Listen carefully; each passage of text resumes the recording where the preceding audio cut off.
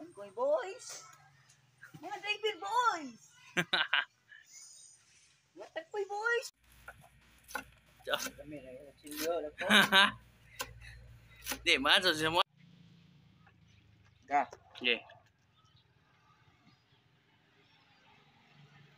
Up. Ana, sakto ra. Nangag-asin ko no. Uy. Sige. Sang. Ay, manok. Ha?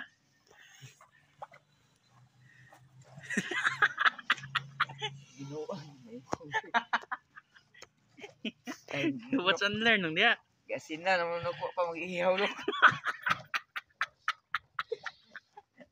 Hello guys, welcome back again to my YouTube channel. Sa di pa nakasubscribe yan ay mag-subscribe na kayo para updated kayo sa aking mga videos. So ngayong araw guys ay samahan nyo ako na gumawa ng fermented kangkong na ito ay alternatives na pagkain sa ating mga alagang manok. So ayan o, si Gargi Boys at si Adilo Boys, itong dalawang kasama ko dito sa bahay ay nanguha sila ng kangkong no, para gamitin sa ating fermented kangkong. So ayan, ganyan ang itsura ng kangkong guys.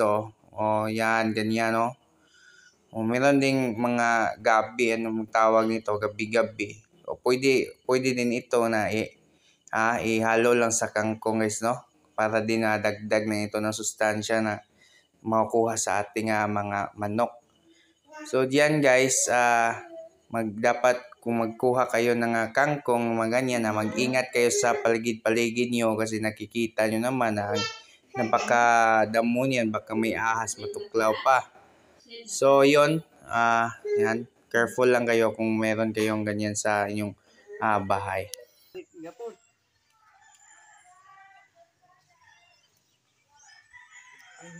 So guys, kung mag-ferment kayo, dapat meron kayong lagayan ng storage, no? So para sa akin, meron akong itong balde, container na gagamitin, no?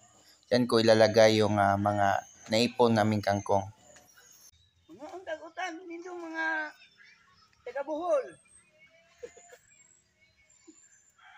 Lami kayo ni Sekulan og Juan. Manok, dili ba manok? Amantuloy, ugi, manok. Kami taga Manila pud me. May nagpuyo sa Bohol. So guys, ito na yung nakuha nilang kangkong, no? So madami-dami na ito pero hindi pa ito makapuno sa ating lalagyan, no? Pero okay na ito para lang mayroon tayong mapakita sa inyo kung paano gawin itong fermented kangkong. So ayan, pakita ko sa inyo kung gaano kanipis sa pag-slice guys, no?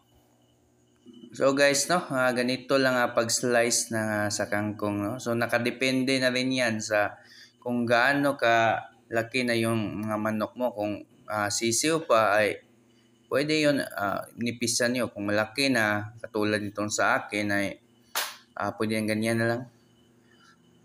Mas better yun guys kapag nipisin nyo para lahat ay makain nila, no? Ayan na yung sinapchap nilang kangkong, natapos na sila, no? At ito, nilagay na sa tab, no? Kung wala kayong tab sa inyong bahay guys, ay pwede naman yung kahit anong plasticware basta hindi yung nabutas or na-crack.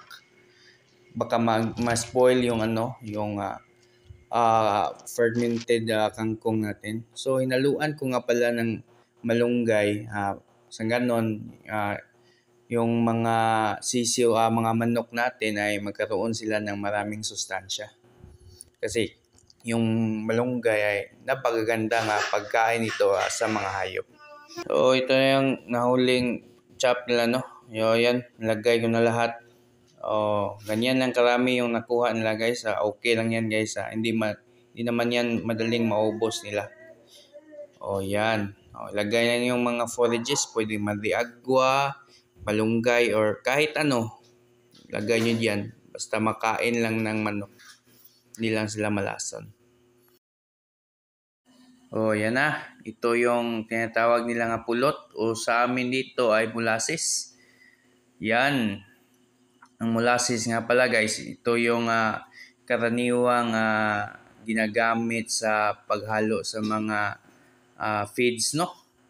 O di kaya sa mga construction, ito ay hinahalo sa mga hollow block para mas matibay yung gawa nila. Sa atin dito ay ginagamit ko ito panggawa ng alternative feed sa ating mga alagang hayop. So ayan, haluin ng maigi, no? Para ma-distribute yung molasses sa mga kangkong.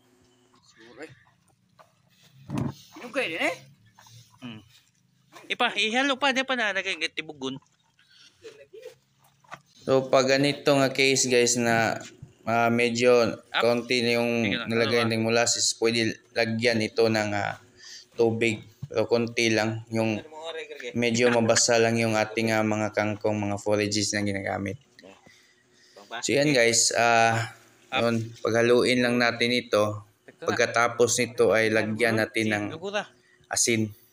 Oh guys, hindi ko na videohan yung paglagay ng asin guys, no. Nakat ko. Ang asin nga pala dito, ang ratio niya ay sa ganito karami, mga 5 spoon, 5 tablespoon ang ilagay nyo dito na asin. So yan pinaghalo-halo na nila yung asin, molasses, tsaka kangkong at malunggay. Sa ganon, yung mga molasses at asin ay magkahalo na sila at yung lasa ay magugustuhan ng ating mga alaga. O nga pala, kung baka nagtataka kayo na bakit nilagyan ito ng asin, para hindi ito mabulok. Kasi yung asin dito guys, ito yung natural preservatives na ginagamit natin, no? O para hindi madaling masira itong ginawa natin. Tingnan nyo naman, kinamay-kamay lang namin, madaming mga bakterya sa aming kamay. Yung asin ay nagpre-prevent dito. Nagpapatagal ito sa ating itong ginawang kangkong fermentation. Baho mong may itong bulit. Ano wawa naman din pa ba?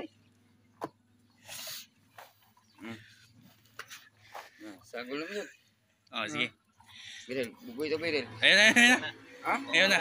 Muna na. Sayang, bugoy. Sige. Asasa ka no. Ingan na ng mga kuan.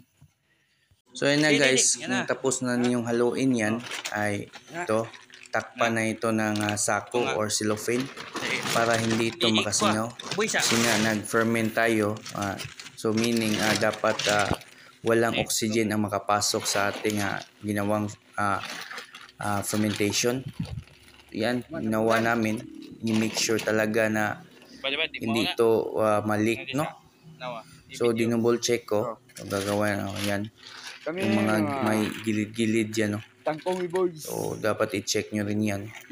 Mas better kung silyado talaga guys yung yung lagyan nyo ng masking tape yung sa gilid or pero para sa akin enough na to. So yan guys, minake sure kung na wala talagang hangin na makapasok. Dinoble ko yung sako at tinamper ko. Sure na yan, wala talagang hangin. At pwede nang pasokan nyo na lagyan ito ng bato sa gilid. Hindi talaga makapasok yung hangin.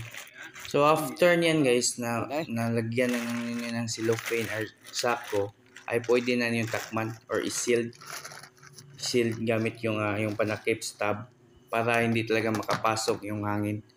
So yan, magagamit na natin ito sa 3 to 5 days. Pwede ito makain sa ating mga alaga. So guys, kung nagustuhan itong video na to ay paki-subscribe na at paki-hit ng notification button. Salamat at magandang gabi sa lahat.